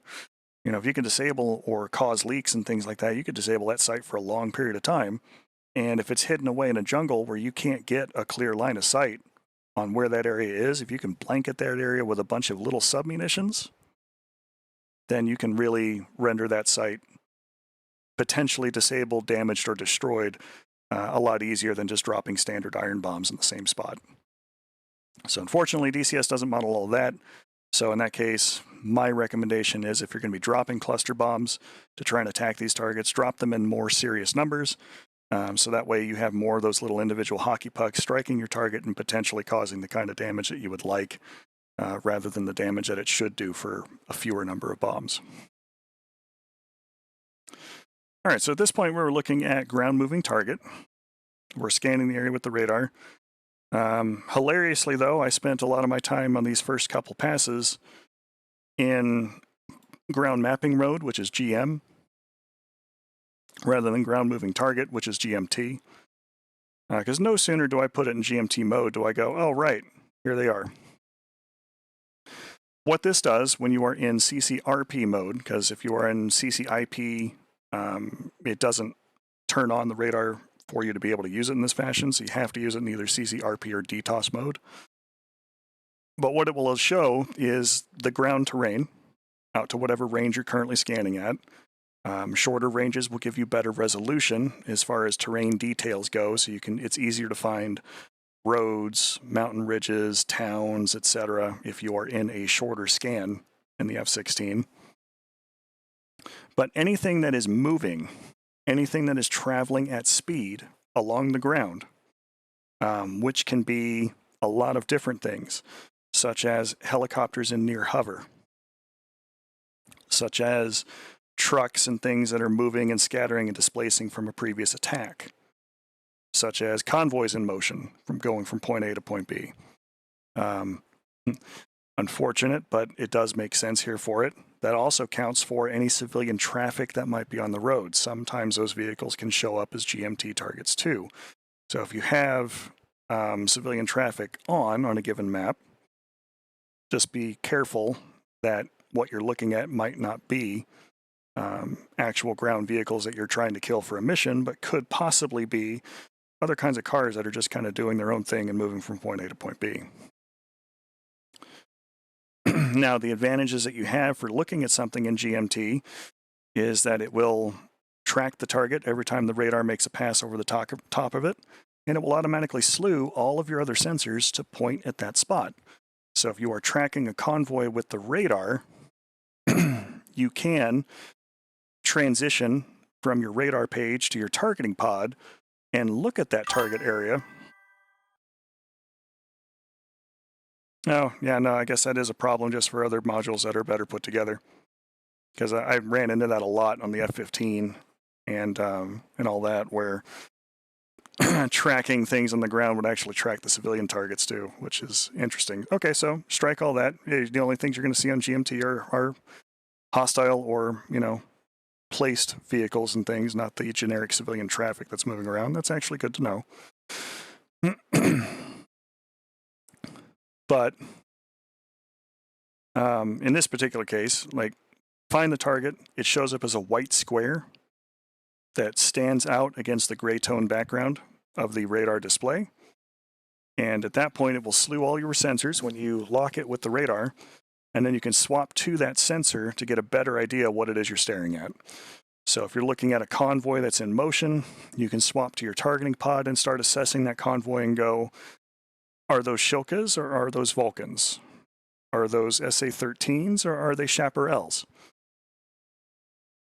Is it a bunch of trucks going from point A to point B that's very valuable, that's going to go raid my foothold base and upgrade all the base equipment? Or is that a bunch of Hemmets and things that are blue vehicles that I don't want to destroy and I need to protect? So in this case, you can see as I turn around and face this way, and I'm actually in the right damn mode for the radar, that I very quickly go, okay, now they're right over there, and they're in a spot where I can nearly attack them. So we're going to come in and we're going to drop 4 cluster bombs on them. Now the important thing here too is you do have to lead your target when you're using unguided weapons. If you're using GPS weapons like GBU-38s or similar, they do not have a laser terminal seeker head to correct guidance towards the end. The GBU-5050 series does.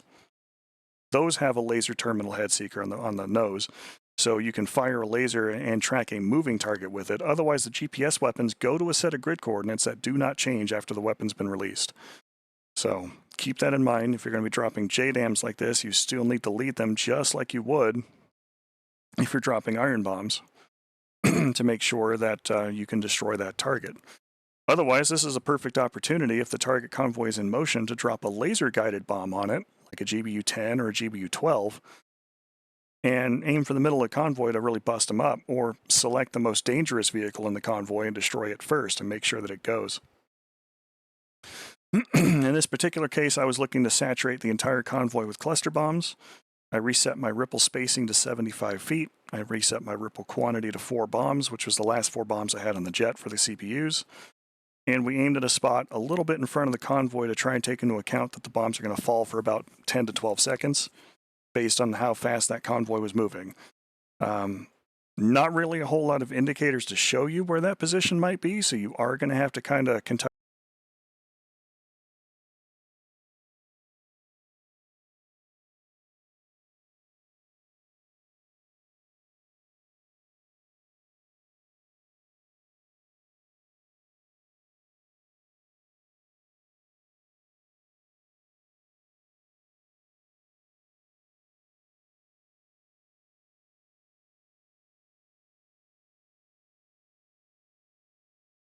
Okay, we're back there on that one. We had a little bit of a hiccup, but it looks like we've resolved it.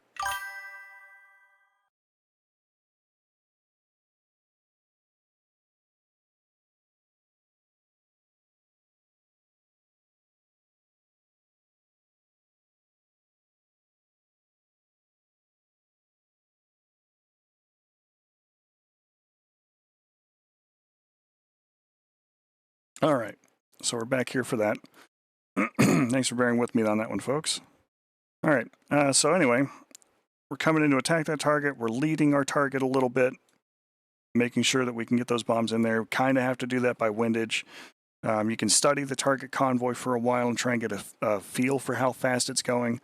But ultimately, this is the reason why some clever person somewhere invented the ripple system for dropping multiple bombs at once over a target area, in the vain hope that some of those bombs will at least hit the target directly. So in this case, we got 4 cluster bombs, CPU-87s. Our targets are light vehicles and trucks. Pitch those at a 75-foot spacing,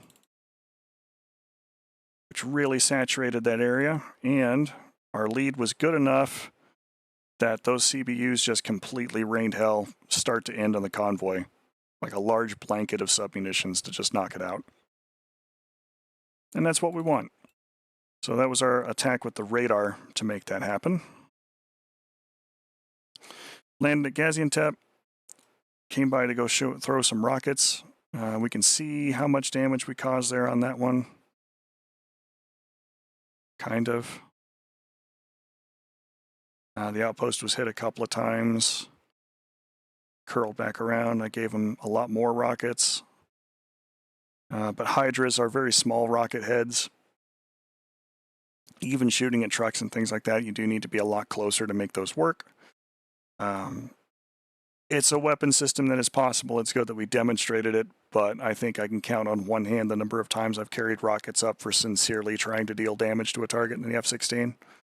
Like anything that I would want to kill with a little bit of rockets would almost be better killed by even cluster bombs. So keep that in mind when you're using those. Accuracy does have to be up there a lot.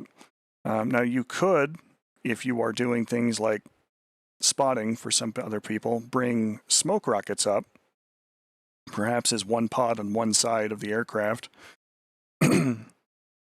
to mark an area with smoke for destruction by other aircraft. So that is something that those could be used for. APKWS would be very nice to put on the airframe, and if we had them and could laser guide them, could make that work. I'm sure that that is possible through editing Lua files, but at the moment I don't have that up on this particular aircraft. In this case, we decided next to drop bombs. We did high drag bombs for the Mark 84s, and these were Mark 84 Airs, which have a large balloon or parachute that inflates very rapidly as it enters the slipstream of the jet. Really grabs that bomb and makes it extra high drag in a way that is even more high drag than the fins of a Snake Eye bomb. The metal fins there are very nice overall. The balloon, if you need something that's really going to stop that bomb and arrest its fall and get you the most distance between point A to point B, the balloons are the way to go. So in this case, we came screaming down the runway at very low altitude. We are only 387 feet AGL. We dropped these at 1,000-foot spacing. And we dropped these in excess of 630 knots true airspeed, almost 600 knots indicated airspeed, to make sure that we got away from those weapons. But that put 2 large craters on the runway, which is what the weapons were originally designed for. Functionally speaking, the Mark 82 Snake Eyes or Airs, which are the balloon versions of the Mark 82, are going to work the same way. Ultimately, when it comes to dropping bombs that are high drag at low altitude, your goal here is speed and minimal exposure over your target area. You know, if this was a target with a lot more beefier defenses, the approach is going to be using whatever hills, terrain, other things that I can use to mask my approach. And at the last minute, I would want to pop up to minimum safe altitude, as indicated by that square bracket, to drop the bombs down the runway and then make my escape. Like I wouldn't be necessarily maneuvering right after dropping the bombs like this. You know, if I was doing this one a little bit more for reals, I would want to try and maintain maximum forward velocity, therefore it offset a little bit to, you know, dissuade the initial shots that might be coming up after me, And then whatever my nearest hill is, or other piece of terrain, or anything else that might provide me safety, I'm going to be ducking behind that just as fast as I can and pumping countermeasures out as I go. Thanks, Chief. I know you had some points saved up, so I tried to give you a point sink that you can dispense with some of those with. And with that, we followed our TACAN back. We came into land, and it wasn't F-15s in front of us, they were F-4s. We were landing behind F-4s, which gave us that wing rattle on the way in. All in all, a good training sortie for today. Again, this was phase 2 with iron bombs. And I'm going to have the VODs uploaded both to YouTube. They should be on Twitch automatically. Wanted to watch those from there. We'll get these uploaded to YouTube here in just a minute as well. Have those exported out. And it is almost 11 o'clock now. At the bottom of the hour at 11:30, I'm going to be jumping into Gray Zone Warfare and streaming that for a while. And there are drops associated with that right now. So if you want to get your drops and haven't gotten them already, we're going to be streaming that one for at least 4 or 5 hours there to make sure everybody gets their stuff. Otherwise, the usual schedule week to week is on display there.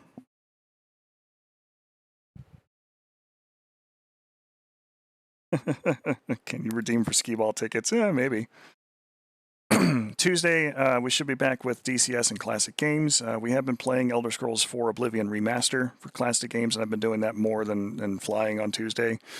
But we'll see what we can do both. This week has definitely been a massive shakeup for reasons that I'm not going to go into right this minute. But it has been usually our Tuesday thing. Friday, we've got Arma 3. Again, we missed that stream this week, but we will be back for next week for that. Next week, Pilum Teaches DCS will be on Friday instead of Saturday due to the real-life work schedule, but typically we do that on Saturday morning starting at 9 a.m. And I will make sure that those VODs are uploaded for folks so that you can watch them on Saturday in lieu of me actually being here for the stream on that day and doing it a day earlier. With that, always ask for consent. Try to communicate as best you can with your partners. Try to be genuinely decent human beings. I will catch up with you next time. Thanks for watching, folks. Have a great day.